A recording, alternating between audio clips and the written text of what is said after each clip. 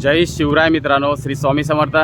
कसे आहात? मजेत ना? मजेत राहायचं मित्रांनो. बघा, एकदम सकाळचे 6:30 वाजलेत. मी बाहेर पडलो आणि खूप उजेडसुद्धा झाला इकडे. तुम्हाला माहिती आहे माझ्या पाठचं जे गेट तुम्हाला दिसत असेल ना कदाचित, ते आहे सुरक्षा smart city, Yashwant smart city. इकडे खूप मोठी सिटी चालू आहे.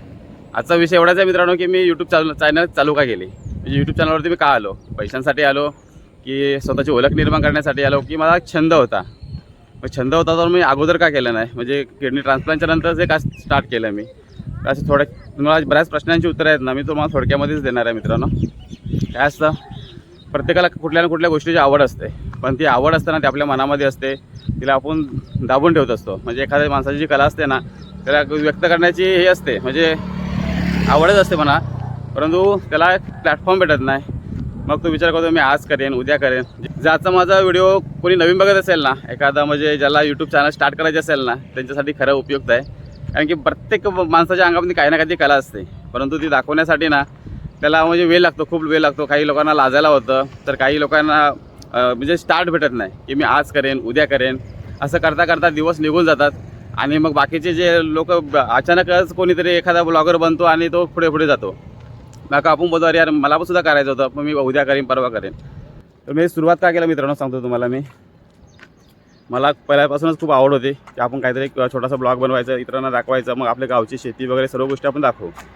परंतु काय झालं माहिती आहे, मधीनेच आपल्या किडन्या फेल झाल्या दोन्ही आणि हे राहूनच गेलं. म्हणजे मी बोलत होतो की आता स्टार्ट करीन, नंतर स्टार्ट करीन, हे स्टार्ट करता करताना तसेच दिवस राहून गेले आणि ते वेल पण निघून गेले आणि आपल्याला आजारांनी पकडलं.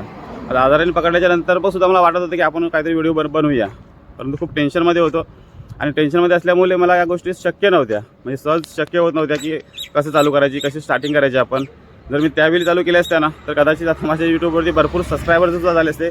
कारण की ज्यावेळी किडनी फेल होते त्याच्यानंतर तो आजार समजतो, तो आजार आपण सुरुवातीपासून कुठे डायलिसिसला जातो, डायलिसिस कुठे कुठे करतो आपण, त्यात काय काय प्रॉब्लेम येतात, काय काय त्रास येतो, या सर्व गोष्टी मी दाखवल्या असते. त्यामध्ये कुठल्या कुठल्या ट्रस्टीकडे गेलो होतो, ऑपरेशन करताना मी म्हणजे काय काय गोष्टी फेस केल्या, कुठे कुठे मला निराशा भेटली, अशा सर्व गोष्टी मी दाखवल्या असत्या ना, तर बऱ्याच लोकांना त्याचा फायदा झाला असता मित्रांनो, आणि माझी व्हिडिओ पण खूप चांगली चालली असती. ऑपरेशनच्या नंतर ना मी 6 महिने क्वारंटाईन होतो. 6 महिने क्वारंटाईन असल्यामुळे डॉक्टरांनी सांगितलं होतं की आता तू घरीच राहायचं, आता जास्त तू जड काम वगैरे काय करू शकत नाही, घरच्या घरामध्ये जे काय तुला कामं करता येते तेवढे कर. परंतु आपलं शिक्षण कमी होतं, त्यामुळे आपल्या घरामध्ये कामं म्हणजे कॅम्प्युटरचे वगैरे काम आपण करू शकत नव्हतो. मग माझ्या मनामध्ये पुन्हा विचार आला की अरे आपण तर यूट्यूब चॅनलवरती आपण स्टार्ट करणार होतो, ते आता मग आपण चालू करू शकतो, मग त्यातून काहीतरी आपले इन्कम भेटेल, पैसे भेटतील. मग ह्या उद्देशाने मी चॅनल चालू केलं. म्हटलं की करूया आपण, आपल्याला जमेल ते. परंतु तरीसुद्धा मला सुरुवात मिळत नव्हती की पहिला ब्लॉग टाकायचं कोणतं, कसं करायचं, काय करायचं, ह्या बऱ्याच गोष्टी माझ्यासमोर आल्या.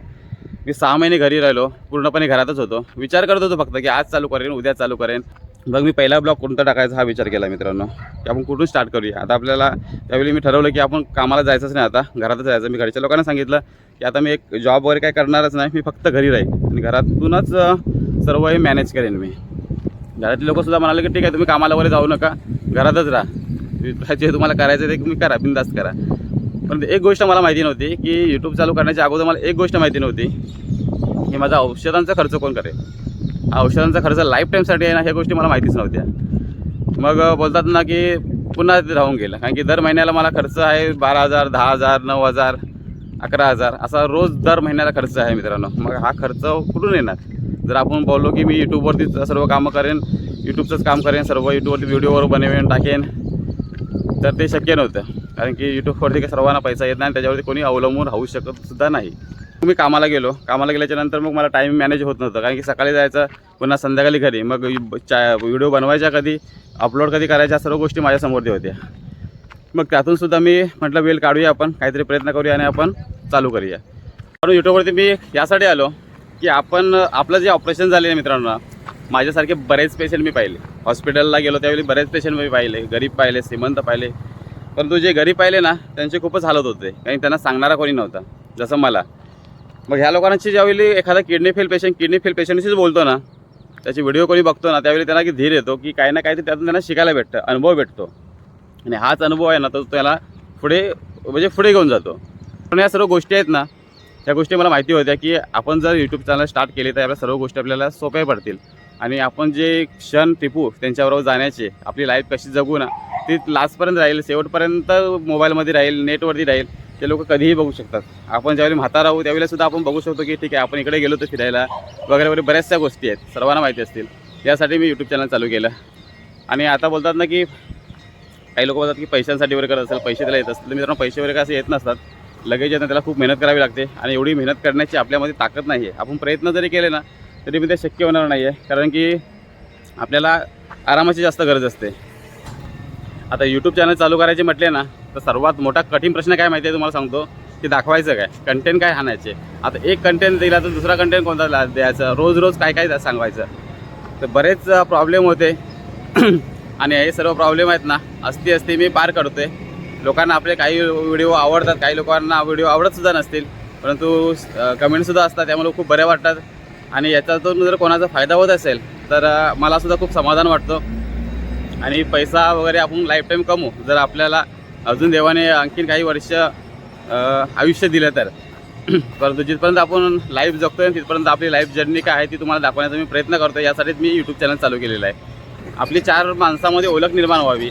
जर कोणत्याही आपण गावात गेलो तर आपल्याला कोणतरी ओळखावं की हा बनवटी गावातला आहे. मी माझ्या व्हिडिओच्या पहिल्या स्टार्टिंगलासुद्धा मी माझं ॲड्रेस वगैरे देत असतो. या गोष्टी सर्व मला खूप आवडतात आणि त्या मी करतो, माझ्या छंदाप्रमाणेच मी करत असतो. तर आज ते खरंच म्हणजे खऱ्या अर्थाने ते साकारसुद्धा होतं आहे. त्यात मला यशसुद्धा मिळतं आहे तुमच्या आशीर्वादाने. आणि जी गोष्ट मी ठरवली होती ना की आपण यूट्यूबवर बनायचं, ते असती पुढे चालू आहे. आणि अजून प्रयत्न आहेत, अजून काही पुढे सक्सेस भेटले ना आपल्याला, तर आज ना उद्या आपल्याला नक्कीच या गोष्टींचा सक्सेससुद्धा मिळेल. त्या गोष्टींची मी अपेक्षा करतो. तर आजचा छोटासा माझा व्हिडिओ होता ना, तर तुम्हाला जर आवडला असेल तर नक्की आपल्या व्हिडिओला सबस्क्राईब करायचं, शेअर करायचं आणि लाईकसुद्धा करायचं.